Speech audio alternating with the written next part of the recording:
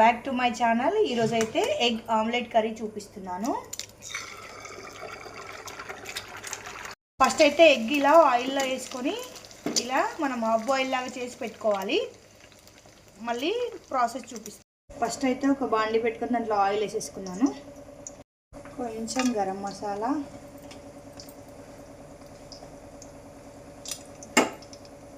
పచ్చిమిర్చి,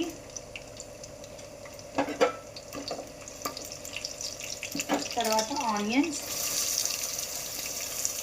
నేను ఇలా 2 to 3 minutes ఫ్రై చేసుకోవాలి. కొంచెం సాల్ట్ వేస్తున్నాను ఎందుకంటే ఆనియన్ తొందరగా ఫ్రై అవుతుంది. ఎగ్ ఇలా రెడీ అయిపోయింది. ఇట్లా మనకి ఎన్ని కావాలంటే అన్ని ఎగ్స్ రెడీ చేసి పెట్టుకోవాలి. అంటే ఇంట్లో ఒక 4 members ఉంటే 4 eggs అట్లా. ఆనియన్స్ ఒక 5 minutes ఉడకాలి, అందుకోసమని మూత పెట్టి క్లోజ్ చేసుకుందాం, తొందరగా ఫ్రై అవుతుంది. ఆనియన్స్ కొంచెం ఫ్రై అయ్యి కొంచెం పసుపు,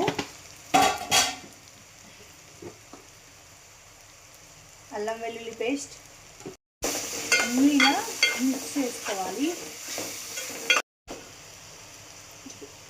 మిక్సీ పట్టుకున్న టమాటా పేస్ట్,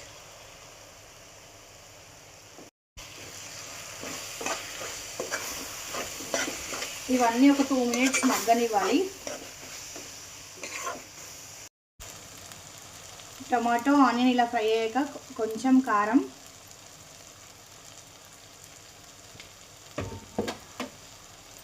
కొంచెం ఉప్పు, ధనియా పౌడర్, ఇవన్నీ ఫ్రై చేసుకోవాలి. ఆనియన్స్ ఉడికే వరకు వాటర్ వేసుకోవాలి. ఇలా కొంచెం లిక్విడ్గానే ఉండాలి. తర్వాత ఇది బాగా ఉడికిన తర్వాత ఎగ్స్ యాడ్ చేసుకుందాం. ఉడుకుతున్నప్పుడే కొంచెం కొబ్బరి పొడి వేసుకుందాం, గరం మసాలా, కొబ్బరి పొడి, గరం మసాలా ఇలా కలుపుకొని మంటని స్లిమ్లో పెట్టి ఇలా అయినప్పుడే మనం ముందే ఆమ్లెట్ చేసి పెట్టుకున్న ఎగ్స్ని యాడ్ చేద్దాం.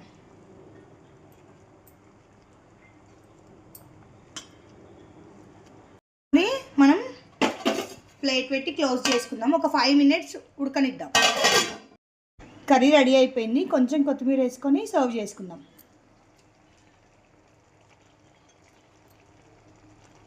కర్రీ ఇలా దగ్గరకు అవుతుంది. ఇలా దగ్గరకు అయిందంటే ఎగ్ ఆమ్లెట్ కర్రీ రెడీ అయినట్టే.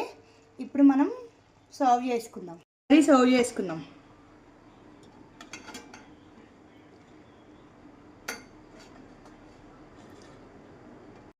ఎగ్ ఆమ్లెట్ కర్రీ రెడీ అయిపోయింది. మీరు ఇలానే చేసుకోండి, చాలా బాగుంటుంది. Please like, share and subscribe Mahasai YouTube channel. Please support చేయండి ఫ్రెండ్స్.